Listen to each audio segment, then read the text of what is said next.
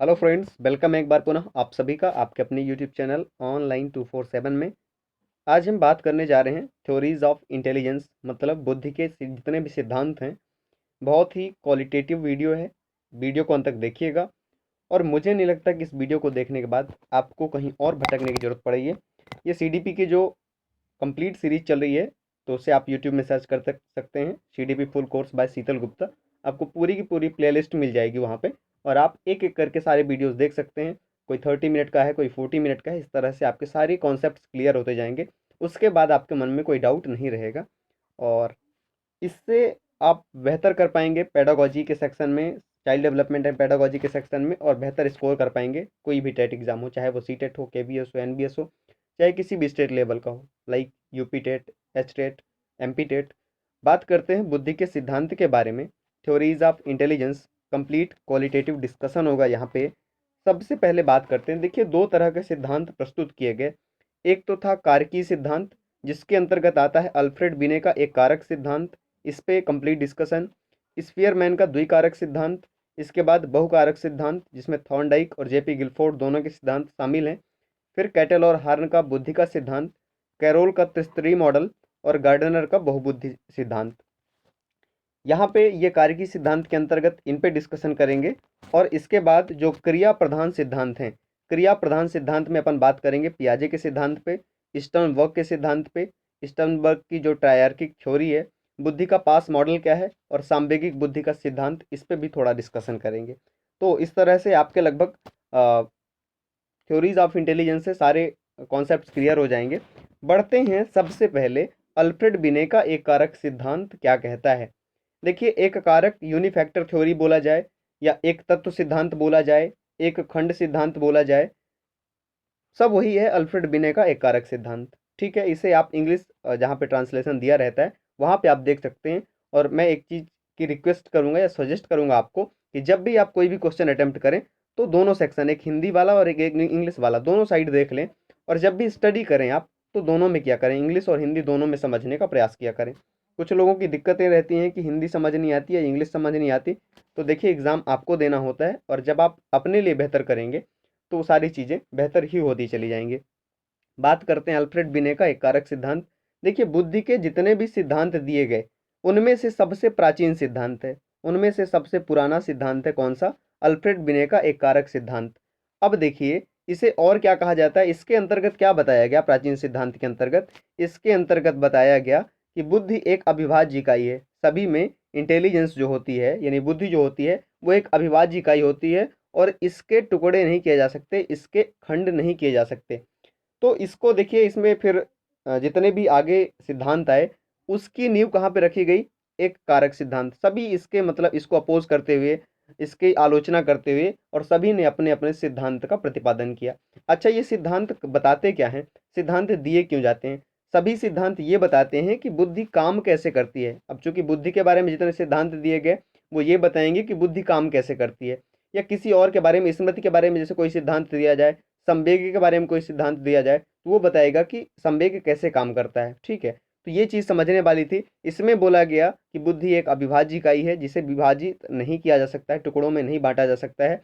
इसलिए इसका कोई आधार नहीं था, इसका आधार निरंकुश था। इसलिए इसे निरंकुशवादी सिद्धांत भी बोला जाता है। ये आप नोट कर सकते हैं, निरंकुशवादी सिद्धांत। और बुद्धि का सबसे प्राचीन सिद्धांत है, ये चीज़ याद रखेंगे। बुद्धि के जितने भी सिद्धांत हैं, सभी की नींव यहीं से पड़ती है। और अब आगे बढ़ते हैं, और बेहतरीन चीज़ की ओर बढ़ते हैं, स्पीयरमैन का द्विकारक सिद्धांत या जी फैक्टर थ्योरी। द्विकारक सिद्धांत, टू फैक्टर थ्योरी, या फिर जी फैक्टर थ्योरी। इसके अंतर्गत स्पीयरमैन ने क्या कहा। देखिए, 1904 में, 1904 में इसका प्रतिपादन किया गया था। ये आप याद रखिएगा। स्पीयरमैन ब्रिटेन से संबंध रखते हैं। जी फैक्टर थ्योरी आपने समझ लिया। देखिए, इसको अगर इस वीडियो को कंप्लीट देख लेंगे, तो आपको फिर ये रटने की जरूरत नहीं रहेगी कि द्विकारक सिद्धांत किसने दिया, एक कारक सिद्धांत किसने दिया, बहुकारक सिद्धांत किसने दिया, ठीक है, समूह कारक सिद्धांत किसने दिया, बहुबुद्धि सिद्धांत किसने दिया। तो ये सारी चीज़ें रटने की जरूरत नहीं रहेंगी, क्योंकि कॉन्सेप्ट आप पढ़ेंगे तो सारी चीज़ें क्लियर ही होती चली जाएंगी। अब इसमें देखिए, स्पीयरमैन कहते हैं कि प्रत्येक बौद्धिक कार्य में जी तथा यश कारक दोनों ही सम्मिलित होते हैं, किंतु जी कारक की महत्ता अधिक होती है। मतलब जी कारक ज़्यादा महत्वपूर्ण होता है। जी का मतलब क्या होता है, सामान्य कारक। सामान्य कारक को उन्होंने जी नाम दिया, मतलब जनरल फैक्टर। और विशिष्ट कारक को उन्होंने यस नाम दिया, मतलब स्पेसिफिक फैक्टर। तो ये चीज़ आपको समझ आ गई होगी।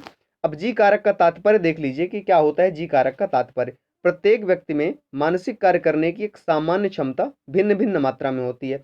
देखिए, प्रत्येक व्यक्ति में मानसिक कार्य करने की क्षमता या बौद्धिक कार्य करने की क्षमता भिन्न भिन्न मात्रा में होती है। एक सामान्य क्षमता होती है लेकिन भिन्न भिन्न मात्रा में होती है। किसी व्यक्ति में ज़्यादा है, किसी में कम भी हो सकती है, बट होगी सभी में। जी कारक को स्पीयरमैन ने क्या कहा? मानसिक ऊर्जा। ये आप याद रख सकते हैं, इसलिए इसको थोड़ा सा कलर्ड किया गया है कि जो चीज़ हाईलाइट है आप उसको बेहतर ढंग से याद कर पाएँ। कि जी कारक को स्पीयरमैन ने क्या कहा? मेंटल एनर्जी, मतलब मानसिक ऊर्जा की संज्ञा दी। होपफुली आप समझ गए होंगे। यहाँ से आगे बढ़ते हैं नेक्स्ट स्लाइड में। जी कारक की कुछ विशेषताएं देख लेते हैं कि जी कारक के बारे में स्पीयरमैन ने क्या कहा। देखिए, जी कारक के बारे में क्या बताया है कि इस पर किसी प्रकार के शिक्षण, प्रशिक्षण या पूर्व की अनुभूतियां हैं, पास्ट एक्सपीरियंस हैं, इन सब का कोई प्रभाव नहीं पड़ता है। कोई प्रभाव नहीं पड़ता है और यही कारण है कि इसे क्या बोला गया? जन्मजात कारक। जी कारक को जन्मजात कारक बोला गया है और प्रत्येक व्यक्ति में इसकी मात्रा फिक्स तो होती है। अब ये कंफ्यूजन क्रिएट करेगा, बट बेहतर ढंग से समझिएगा, देखिएगा। प्रत्येक व्यक्ति में इसकी मात्रा स्थिर होती है पर सभी में बराबर होगी ये निश्चित नहीं है। अब देखिए इसका मतलब क्या कहा गया कि मान लीजिए ये दो व्यक्ति हैं तो इसकी मात्रा स्थिर होती है कि किसी में 40% है, किसी में 80% है। तो दोनों में इसकी मात्रा स्थिर तो है लेकिन बराबर होगी दोनों में, मतलब दोनों में 80% ही होगी, ये निश्चित नहीं है। एक व्यक्ति में 80% है, एक व्यक्ति में 40% है और ये फिक्स है क्योंकि ये जन्मजात होती है। ऐसा कहा स्फीयरमैन ने। होपफुली आप यहाँ भी समझ गए होंगे। अब बढ़ते हैं कुछ एस कारक यानी स्पेसिफिक फैक्टर की विशेषताएं देख लेते हैं। इसका स्वरूप परिवर्तनशील होता है, शिक्षण, प्रशिक्षण आदि का काफी प्रभाव पड़ता है और एक कार्य करने के लिए व्यक्ति में एस कारक की मात्रा अधिक हो सकती है। मतलब किसी एक कार्य को करने के लिए मान लीजिए आप ढोलक बजाना चाहते हैं तो उसमें एस कारक की मात्रा अधिक हो सकती है, बट अगर हारमोनियम वहीं पर बजाना चाहते हैं तो जरूरी नहीं है कि दूसरे कार्य के लिए आपके पास एस कारक उतनी ही मात्रा में हो, इसकी मात्रा कम भी हो सकती है। दूसरे कार्य के लिए कम भी हो सकता है आपका एस फैक्टर। मतलब इसमें कुल मिला के ये कहा गया है, समझने का प्रयास कीजिएगा कि जी फैक्टर और एस फैक्टर की बात की गई। आपके हर मानसिक कार्य के लिए जी फैक्टर जिम्मेदार है, लेकिन किसी क्षेत्र में, किसी फील्ड में आप स्पेसिफिक कर पाते हैं, कुछ विशिष्ट कर पाते हैं, उसके लिए एस कारक जिम्मेदार होता है। बट जनरल फैक्टर उसमें सबसे ज़्यादा इंपॉर्टेंट वही होता है। ये ऐसा मानना है किसका? स्पीयरमैन का। तो आपने स्पीयरमैन के बारे में आई थिंक सारी चीज़ें समझ ली और इससे ज़्यादा आपसे क्वेश्चन नहीं पूछे जाते हैं। आगे बढ़ते हैं और यहाँ पे थर्स्टन का जो समूह कारक सिद्धांत है उस पर डिस्कस कर लेते हैं कि थर्स्टन का जो समूह कारक सिद्धांत है इसमें क्या कहा गया है। देखिए, थर्स्टन का जो समूह कारक या इसे ग्रुप फैक्टर थ्योरी बोल दिया जाता है, इसका प्रतिपादन 1938 में हुआ था, मतलब 1938 में। और इसमें बुद्धि की व्याख्या जो है कई कारकों के आधार पर की गई, इसलिए इसको बोला गया समूह कारक सिद्धांत। और थर्स्टन ने अपने सिद्धांत में सात प्रधान मानसिक क्षमताओं सात प्रधान मानसिक क्षमताओं का स्पष्टीकरण किया। और थर्स्टन ने सात प्रधान मानसिक क्षमताओं मतलब प्राइमरी मेंटल एबिलिटीज को मापने के लिए एक परीक्षण माला तैयार की, मतलब एक परीक्षण तैयार किया जिसे बोला गया पीएमए टेस्ट, मतलब प्राइमरी मेंटल एबिलिटीज टेस्ट। तो ये चीज़ आपने ध्यान रखना है। अब यहाँ पे सात प्रधान मानसिक क्षमताएं कौन कौन सी हैं उसे हम देखते हैं नेक्स्ट स्लाइड में। कौन कौन सी वो प्रधान मानसिक क्षमताएं हैं जिनका जिक्र थर्स्टन ने अपने समूह कारक सिद्धांत में किया। सबसे पहला है शाब्दिक अर्थ क्षमता जिसे हम बोलते हैं वर्बल मीनिंग एबिलिटी। दूसरा है शब्द प्रवाह क्षमता जिसे हम बोलते हैं वर्ड फ्लुएंसी। तीसरा है दैसिक क्षमता जिसे हम बोलते हैं स्पेशियल एबिलिटी। चौथा है अंकिक क्षमता मतलब न्यूमेरिकल एबिलिटी। इसके बाद तर्क क्षमता रीजनिंग एबिलिटी। इसके बाद स्मृति क्षमता मतलब मेमोरी एबिलिटी। और प्रत्यक्षणात्मक क्षमता मतलब परसेप्चुअल स्पीड एबिलिटी। तो ये चीज़ थर्स्टन ने अपने समूह कारक सिद्धांत में कहा। और थर्स्टन ने अपने समूह कारक में क्या किनका जिक्र किया? सात प्रधान मानसिक क्षमताओं का। 7 PMA की बात आ जाए, 7 PMA या फिर PMA बस आ जाए कि PMA का जिक्र किसने किया, तो ये आप बताएंगे थर्स्टन ने किया था। होपफुली ये चीज़ें आपको क्लियर हो गई होंगी कि थर्स्टन का समूह कारक सिद्धांत जो है 1938 में प्रतिपादित किया गया। बुद्धि की व्याख्या कई कारकों के आधार पर की गई। सात प्रधान मानसिक क्षमताओं का स्पष्टीकरण किया और इसको मापने के लिए जो टेस्ट बना उसे पीएमए टेस्ट कहा गया। वो सात प्रधान मानसिक क्षमताएं कौन कौन सी हैं? शाब्दिक अर्थ क्षमता, शब्द प्रवाह क्षमता, दैसिक क्षमता, अंकिक क्षमता, तर्क क्षमता, स्मृति क्षमता और प्रत्यक्षात्मक क्षमता। आपसे क्वेश्चन यहाँ से ऐसे पूछा जाता है कि जो थर्स्टन ने समूह कारक सिद्धांत दिया और उसमें जो प्रधान मानसिक क्षमताओं का स्पष्टीकरण किया या उनका जिक्र किया, उनमें से कौन सा नहीं है। 3 इसमें से दे देगा और एक कोई ऑप्शन अलग रख देगा। तो ये चीज़ भी आपको ध्यान रखनी है। आगे बढ़ते हैं बहुकारक सिद्धांत मतलब मल्टी फैक्टर थ्योरी के बारे में। मल्टी फैक्टर थ्योरी के अंतर्गत देखिए थॉर्नडाइक और गिलफोर्ड दोनों के सिद्धांत को रखा गया है। अब थॉर्नडाइक देखिए समझने का प्रयास कीजिए कि जो हमने स्पीयरमैन का द्विकारक सिद्धांत पढ़ा, उसमें जो जी कारक हम बात करते थे, उस जी कारक को अब उसमें भी स्पीयरमैन ने भी यही कहा था कि सब में मात्रा इसकी क्या होती है, फिक्स होती है, बट सब में बराबर हो ये जरूरी नहीं है। तो उस जी कारक को कॉमन एलिमेंट कहा किसने, थॉर्नडाइक ने, और एस कारक को अनकॉमन एलिमेंट कहा थॉर्नडाइक ने। इसमें पूरा आप कितना भी पढ़ लें, समझने का प्रयास करें, बस फैक्चुअल चीजें यही है, निष्कर्ष यही निकल के आएगा कि थॉर्नडाइक ने स्पीयरमैन के जी कारक को कॉमन एलिमेंट कहा और एस कारक को अनकॉमन कहा। अनकॉमन जो है मतलब सब में कॉमन नहीं है, तो वो चीज़ क्या होगी, स्पेसिफिक होगी। जैसे किसी में हारमोनियम बजाने की, किसी में ढोलक बजाने की, किसी में रेस करने की, यानी बाइक अच्छे से चलाने की, किसी में ढोलक अच्छे से बजाने बजाने की। तो इस तरह की जो क्षमताएं हैं वो स्पेसिफिक कहला जाती हैं। और कॉमन एलिमेंट मतलब जी कारक जो सभी में काम आ जाए, तो उसे जी कारक बोला गया है। मतलब आप कोई भी मानसिक कार्य करें, कोई भी मेंटल वर्क करें, कोई भी इंटेलेक्चुअल वर्क करें, उसमें जी कारक की प्रधानता होती है, जिसे कॉमन एलिमेंट कहा गया थॉर्नडाइक के द्वारा। और कोई स्पेशल काम करते हैं, उसमें अनकॉमन एलिमेंट काम करता है। इस तरह से थॉर्नडाइक ने कहा। अब आगे बात करते हैं जेपी गिलफोर्ड का त्रिविमीय सिद्धांत या बुद्धि रचना सिद्धांत। देखिए बहुत ध्यान से समझने की कोशिश कीजिएगा। 3D थ्योरी भी इसे बोला जाता है। 3D थ्योरी आपको पूछ देगा कि 3D थ्योरी किसके द्वारा दी गई थी, 3 डायमेंशनल थ्योरी किसके द्वारा दी गई थी, तो जेपी गिलफोर्ड मतलब जीन पॉल गिलफोर्ड के द्वारा दी गई थी। और इस सिद्धांत के अनुसार बुद्धि के सभी तत्वों को 3 विमाओं में मतलब 3 डायमेंशन में व्यवस्थित किया जा सकता है। वो कौन कौन से हैं? पहला है ऑपरेशन, इसे हम हिंदी में संक्रिया कह सकते हैं। दूसरा है कंटेंट, जिसे हम विषय वस्तु कह सकते हैं। और तीसरा है प्रोडक्ट, जिसे हम उत्पादन कह सकते हैं। अब देखिए ऑपरेशन के 6 फैक्टर मतलब 6 कारक हैं, पहले ये 5 थे। तो इसलिए अभी मैं समझाऊंगा कि इसमें क्या कन्फ्यूजन है। बहुत से लोगों को कन्फ्यूजन क्रिएट हो जाएगा जिन्होंने पहले पढ़ रखा है। ऑपरेशन मतलब संक्रिया, इसमें पहले 5 फैक्टर थे, समझने का प्रयास कीजिएगा। कंटेंट, इसमें भी 5 फैक्टर थे और अभी भी 5 फैक्टर हैं, लेकिन ऑपरेशन में वर्तमान में 6 फैक्टर हैं। इसके बाद है प्रोडक्ट, प्रोडक्ट में पहले भी 6 फैक्टर थे और अभी भी 6 फैक्टर हैं। तो यहाँ पे समझने का प्रयास कीजिएगा कि 5 × 5 × 6 जब पहले किया जाता था, तो यहाँ पे बात आती थी 150 कारक। और लेकिन अब जो बात की जा रही है 6 × 6 × 5 या 6 × 5 × 6, तो कुल मिलाकर के 180 कारक की बात की है किसने, जेपी गिलफोर्ड ने। तो वर्तमान में जो अपडेटेड है कि हमारी बुद्धि में कितने कारक होते हैं, 180 कारक की बात की गई है जेपी गिलफोर्ड के द्वारा त्रिविमीय सिद्धांत में या 3D थ्योरी में या बुद्धि रचना सिद्धांत में।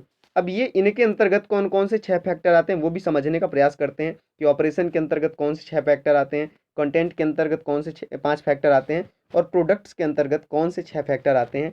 यहाँ पे देखेंगे बेहतर। हमने बोला संक्रिया, संक्रिया मतलब ऑपरेशन, और इसके अब वर्तमान में 6 भाग हैं। अब ये देखिएगा कि जो स्मृति है, ये पहले स्मृति बस था, इसे 2 भागों में बांट दिया गया, स्मृति धारण और स्मृति अभिलेख, मतलब मेमोरी रिटेनिंग और मेमोरी रिकॉर्डिंग। तो संक्रिया में कौन कौन से 6 कारक है? पहला मूल्यांकन, फिर अपसारी चिंतन, अभिसारी चिंतन और अपसारी चिंतन, स्मृति धारण, स्मृति अभिलेख और संज्ञान।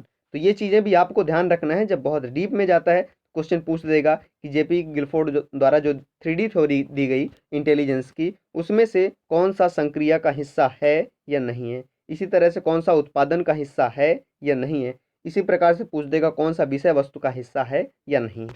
उत्पादन में इकाई, वर्ग, संबंध, पद्धतियां, रूपांतरण और आशय, ये 6 फैक्टर शामिल हैं। विषय वस्तु में दृष्टि, श्रवण, सांकेतिक, शाब्दिक और व्यवहारात्मक, व्यवहार परक, ये 5 कंटेंट शामिल हैं, 5 फैक्टर शामिल हैं या 5 पार्ट शामिल हैं। तो इस तरह से जब हम इन्हें मल्टीप्लाई करते हैं आपस में, तो ये कुल हो जाते हैं 180। ये एक दूसरे से जैसे 5 × 6 × 6 जब ये मल्टीप्लाई होता है तो ये हो जाता है 180। तो 180 कारक की बात की गई जेपी गिलफोर्ड द्वारा। होपफुली आप यहाँ सारी चीज़ें समझ गए होंगे। अब बात करते हैं कैटेल और हार्न का जो बुद्धि सिद्धांत है, उसमें क्या कहा गया। कैटेल बुद्धि के इस सिद्धांत का प्रतिपादन, जिसमें इन्होंने 2 महत्वपूर्ण तत्व बताए, कैटेल और हार्न द्वारा किया गया, बट कैटेल का नाम ज़्यादा महत्वपूर्ण है। पहला है तरल बुद्धि, जिसे फ्लूइड इंटेलिजेंस भी बोला जा सकता है, और फ्लूइड इंटेलिजेंस को हम क्या बोल देते हैं, GF।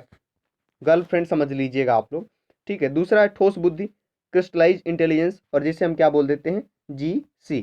अब समझ के रखिएगा, ये GF मतलब F का मतलब फ्लूइड मतलब तरल से संबंध है, C का मतलब क्रिस्टलाइज्ड मतलब ठोस बुद्धि से संबंध है, और इसीलिए इसे क्या बोला जाता है, GF-GC थ्योरी भी बोला जाता है। तो कंफ्यूज मत होइएगा कि GF-GC थ्योरी नई चीज आ गई हमारे सामने, वो कैटल और हार्न का जो बुद्धि सिद्धांत है इसी को बोला जाता है।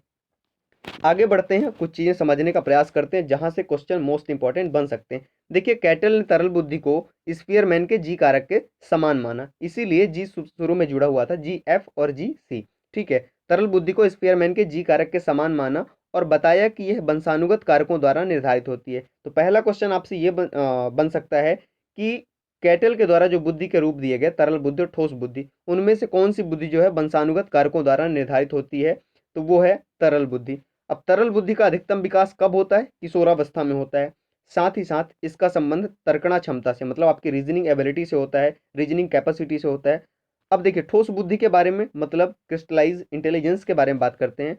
ठोस बुद्धि व्यक्ति के अर्जित तथ्यात्मक ज्ञान मतलब एक्वायर्ड फैक्चुअल नॉलेज द्वारा निर्धारित होती है। मतलब व्यक्ति अपने एक्सपीरियंस के थ्रू, या कुल मिला के यूं कह दें कि व्यक्ति तरल बुद्धि के माध्यम से जो कुछ भी अर्जित करता है वो सब कहलाता है ठोस बुद्धि। और ठोस बुद्धि का जो अधिकतम विकास है वो वयस्कावस्था में होता है, मतलब एडल्टहुड में होता है।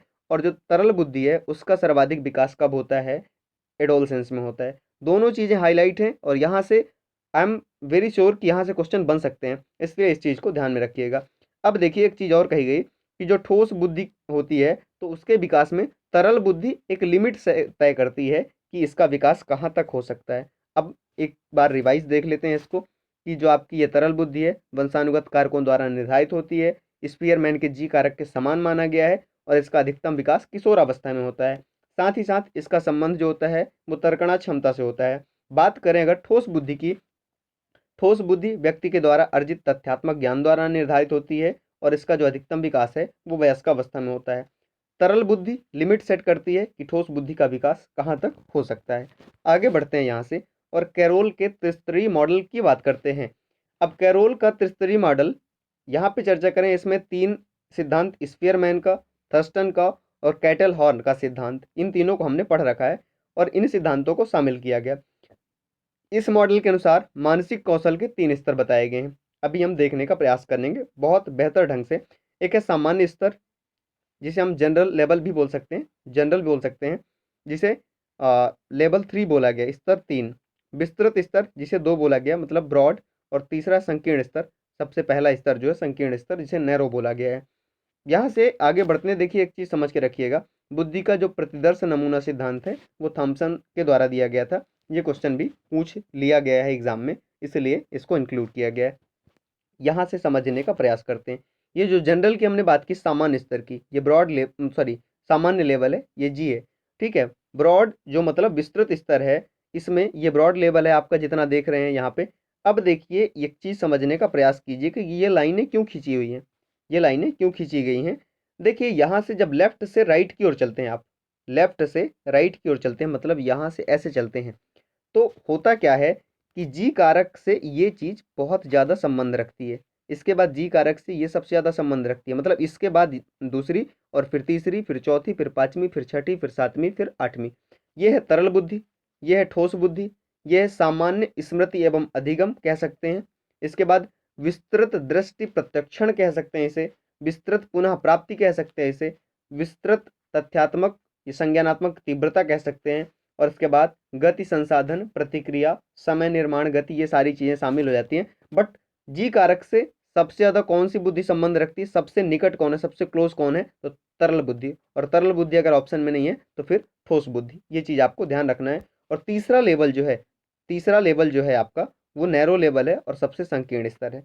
तो आप ये समझ सकते हैं, देखिए यहाँ से एक फैक्चुअल क्वेश्चन जो बन सकता है तथ्यात्मक रूप से फैक्चुअल, वो यही चीज है कि जी कारक से सबसे ज्यादा कौन सी बुद्धि संबंध रखती है, सबसे निकट, सबसे बेहतर ढंग से कौन सी संबंधित है, तो आपकी तरल बुद्धि।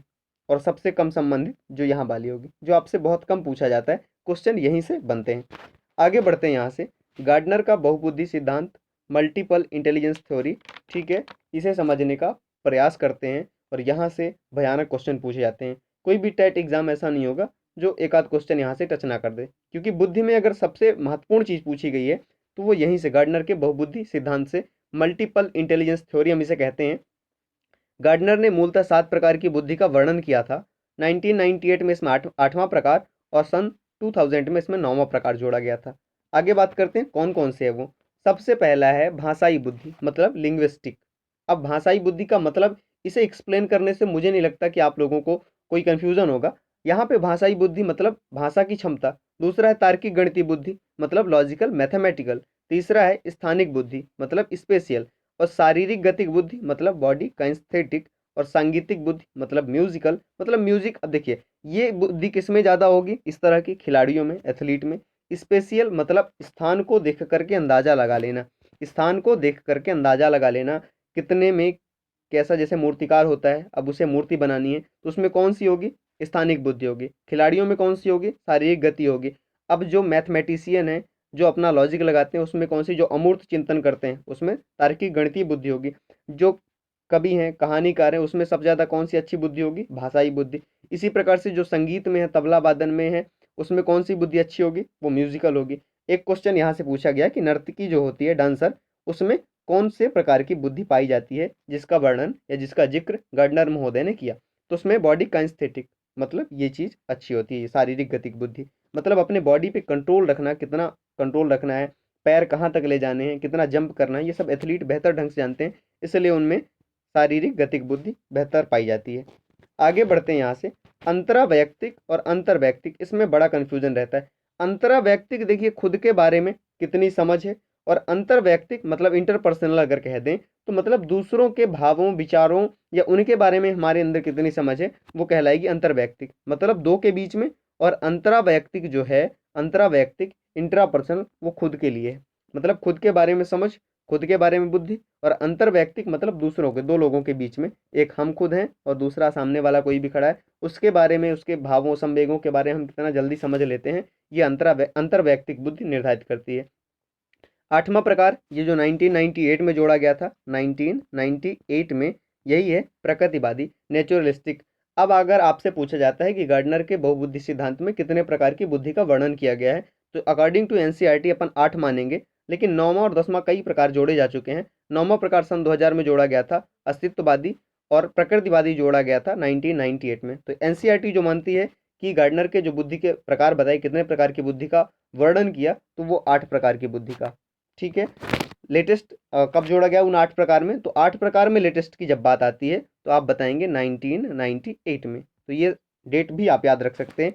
अब यहाँ से प्रकृतिवादी में क्या होगी, प्रकृति प्रेमी होंगे, जैसे किसान हो गया, जीव विज्ञानी हो गए, इस तरह से वो प्रकृतिवादी होंगे, ठीक है, उनमें ये बुद्धि ज़्यादा होगी। होपफुली आप समझ पाए होंगे यहाँ से। और यहाँ से अब आगे बढ़ते हैं, क्रिया प्रधान सिद्धांत। क्रिया प्रधान सिद्धांत में पियाजे का सिद्धांत आता है, और पियाजे के अनुसार बुद्धि एक अनुकूली प्रक्रिया है, जिसमें जैविक परिपक्वता तथा वातावरण के साथ होने वाली सभी अंतःक्रियाएं शामिल होती हैं। अब इसमें इन्होंने क्या कहा कि बुद्धि एक अनुकूली प्रक्रिया है। बुद्धि को अनुकूली प्रक्रिया किसने कहा, पियाजे ने कहा। और जैविक परिपक्वता तथा वातावरण के साथ जब इंटरेक्शन होता है तो बुद्धि का विकास होता है, यह वो सभी क्रियाएं शामिल होती हैं। बात करते हैं स्टर्नबर्ग के सिद्धांत की। स्टर्नबर्ग का जो त्रितंत्र सिद्धांत है, ट्रायर्किक थ्योरी है, तो इस सिद्धांत का प्रतिपादन स्टर्नबर्ग ने अपनी पुस्तक कौन सी, बियॉन्ड आईक्यू में किया। इसे इंपॉर्टेंट इंफॉर्मेशन प्रोसेसिंग थ्योरी माना गया। इंपॉर्टेंट इंफॉर्मेशन प्रोसेसिंग थ्योरी माना गया किसे, स्टर्नबर्ग की जो ट्रायर्किक थ्योरी है या त्रितंत्र सिद्धांत। त्रितंत्र सिद्धांत स्टर्नबर्ग के द्वारा दिया गया था, और त्रिविमीय सिद्धांत जेबी गिलफोर्ड द्वारा दिया गया था। दोनों चीज़ों में कंफ्यूज नहीं होइएगा, समझ के रखिएगा।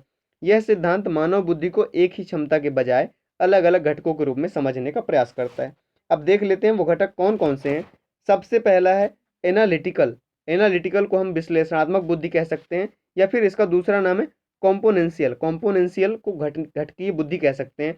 अब ये क्या चीज़ होती है, किसी समस्या को उसके अंश या हिस्सों में बांटकर, एनालिसिस करके, मतलब उसके टुकड़ों में बांट करके समस्या समाधान करने की क्षमता से इसका संबंध होता है। आलोचनात्मक ढंग से सोचने एवं विश्लेषण करने की क्षमता, एकेडमिक प्रॉब्लम सॉल्व, जैसे स्कूल वगैरह की जो समस्याएं सॉल्व करते हैं, उसके लिए आप कौन सी बुद्धि का प्रयोग करते हैं, तो आप एनालिटिकल या कॉम्पोनेंशियल इंटेलिजेंस का यूज़ करते हैं। आगे बात करते हैं, अगर क्रिएटिव या एक्सपीरियंशियल इंटेलिजेंस की बात की जाए, मतलब सृजनात्मक या फिर अनुभवजन्य बुद्धि की बात की जाए, तो इसमें होता क्या है, अपनी कल्पना शक्ति मतलब इमेजिनेशन या अपने अनुभव एक्सपीरियंस के अपने अनुभव से कुछ नया बना लेना, कुछ नया बना लेना, यही चीज़ कहलाती है सृजनात्मक, मतलब कुछ नया क्रिएट करना, कुछ डिफरेंट क्रिएट करना, अलग। ठीक है, ऐसे व्यक्ति तुरंत क्या समझ जाते हैं कि अगर हम ऐसा काम करते हैं तो हमें किस प्रकार सफलता मिल पाएगी, या इस काम को हम किस प्रकार से करें कि हमें सफलता मिल जाएगी। ये कौन समझ लेता है, जिनमें क्रिएटिव इंटेलिजेंस यानी सृजनात्मक बुद्धि या सृजनात्मक बुद्धि या फिर अनुभवजन्य बुद्धि अधिक होती है। आगे बात करते हैं प्रैक्टिकल इंटेलिजेंस की, जिसे हम कॉन्टेक्सचुअल इंटेलिजेंस भी बोल देते हैं। प्रैक्टिकल मतलब व्यवहारिक और कॉन्टेक्सचुअल मतलब संदर्भात्मक, मतलब संदर्भ के हिसाब से, कॉन्टेक्स्ट के हिसाब से। अब इसमें कैसे लोग शामिल होते हैं, परिवर्तित वातावरण के साथ जो समायोजन कर लें, अपने आप को एकोमोडेट कर लें। स्ट्रीट स्मार्ट होते हैं ऐसे लोग, मतलब कॉमन सेंस बहुत ज़्यादा होता है कि किस समस्या से कैसे निकलना है हमें, मतलब जुगाड़ू काइंड ऑफ, जैसे इंडिया में लोगों की भरमार पड़ी रहती है, ऐसे लोग किसी भी संदर्भ में अपना काम निकालना जानते हैं, मतलब व्यवहार कुशल होते हैं, किस परिस्थिति के में कैसा व्यवहार करना है, वो जिनमें प्रैक्टिकल इंटेलिजेंस यानी व्यवहारिक बुद्धि अधिक होगी, संदर्भात्मक बुद्धि अधिक होगी, उन्हें बेहतर समझ पाएंगे वो। आगे बात करते हैं बुद्धि के पास मॉडल के बारे में। जेपी दास, जैक नागलिरी व किर्बी द्वारा 1994 में विकसित किया गया था। अब पास का पहले मतलब समझ लेते हैं। पास का पहला मतलब होता है P for planning, P for planning मतलब योजना बनाना। दूसरा ए फॉर अटेंशन मतलब ध्यान, अवधान या उत्तेजन कह सकते हैं। तीसरा है स्मॉल्टेनियस, स्मॉल्टेनियस का मतलब समझ सकते हैं हम समकालिक, हिंदी में बोला गया है। और चौथा है सक्सेसिव मतलब अनुक्रमिक। ठीक है, तो ये है पास मॉडल का फुल फॉर्म PASS। पास का फुल फॉर्म ये है कि प्लानिंग, अटेंशन, स्मॉल्टेनियस एंड सक्सेसिव। तो ये सारी चीज़ें शामिल है इसमें। इस मॉडल के अनुसार होता क्या है, बौद्धिक क्रिया में चार तरह के तंत्रिकी तंत्र के अंतर्निर्भर काम करते हैं। अब देखिए, समझने का प्रयास कीजिए। ये फंक्शनल यूनिट ऑफ ब्रेन कहा जाता है। किन्हें, ये जो आपके चार तंत्र शामिल है इसमें, प्लानिंग, अटेंशन, स्मॉल्टेनियस एंड सक्सेसिव, ये चारों तंत्र एक दूसरे पर निर्भर होकर काम करते हैं और इन्हें फंक्शनल यूनिट ऑफ ब्रेन या माइंड भी कहा जाता है। ऐसा बुद्धि के पास मॉडल में बताया गया। बुद्धि के पास मॉडल से बहुत ही कम क्वेश्चन पूछे जाते हैं। जेपी दास, जैक नागलिरी व किर्बी द्वारा 1994 में विकसित किया गया था। P for planning, A for attention, S for simultaneous, S for successive, ये चारों चीज़ें इनके फुल फॉर्म याद रखिएगा। ये चारों तंत्र आपस में मिलकर के अंतर्निर्भर मतलब इंटरडिपेंडेंट होकर के एक दूसरे पर निर्भर होकर के और काम करते हैं। इन्हें फंक्शनल यूनिट ऑफ ब्रेन अथवा माइंड भी कहा जाता है। और इस तरह से आपने समझे बुद्धि के सिद्धांत। इसमें क्या आपको अच्छा लगा, क्या खराब लगा, वो सारी चीज़ें कमेंट करके बताइएगा। क्या समझ नहीं आया और क्या बेहतर ढंग से समझ आया। ठीक है, जितने भी परीक्षा उपयोगी जो चीज़ें हैं मैंने इंक्लूड की। यहाँ पे थोड़ा सा बात कर लेते हैं हम सांवेगिक बुद्धि के बारे में, क्योंकि सांवेगिक बुद्धि के बारे में हम संज्ञान और संवेग में डिस्कस कर चुके हैं। देखिए, सांवेगिक बुद्धि का सिद्धांत जो दिया गया था, है तो बहुत सारे सिद्धांत, 3 सिद्धांत दिए गए थे संवेग के बारे में। बट बुद्धि की अगर बात की जाए तो सैलोबी और मेयर का आप नाम याद रख सकते हैं। सैलोबी और मेयर द्वारा प्रतिपादित किया गया था सांवेगिक बुद्धि को। लेकिन इसके बाद डेनियल गोलमैन की एक पुस्तक आती है, किताब आती है सांवेगिक बुद्धि, और उसमें इसका विस्तार से वर्णन किया गया। सांवेगिक बुद्धि का सिद्धांत क्या करता है, लोगों को मतलब दूसरों के संवेगों को समझने, दूसरों के इमोशंस को मतलब समझने, उसके प्रति अनुक्रिया करना, मतलब दूसरों के संवेगों के प्रति आपको कैसे अनुक्रिया करना है, कैसे रिएक्शन करना है और अपने संवेगों को कैसे कंट्रोल करना है, वो सारी चीज़ें सांवेगिक बुद्धि के अंतर्गत आती हैं। सांवेगिक बुद्धि में 2 तत्व शामिल होते हैं आपके। पहला होता है वैयक्तिक तत्व और दूसरा होता है अंतर्वैयक्तिक। वैयक्तिक मतलब खुद के बारे में और अंतर्वैयक्तिक मतलब दूसरों के बारे में। ठीक है, इस तरह से आपने सारी चीज़ें समझ ली और होपफुली आपको ये सारी चीज़ें पसंद भी आई होंगी। लाइक शेयर ज़रूर कीजिएगा अगर वीडियो पसंद आया है। नहीं आया तो फिर कोई बात नहीं है। Thank you so much, but comment ज़रूर छोड़ दीजिएगा।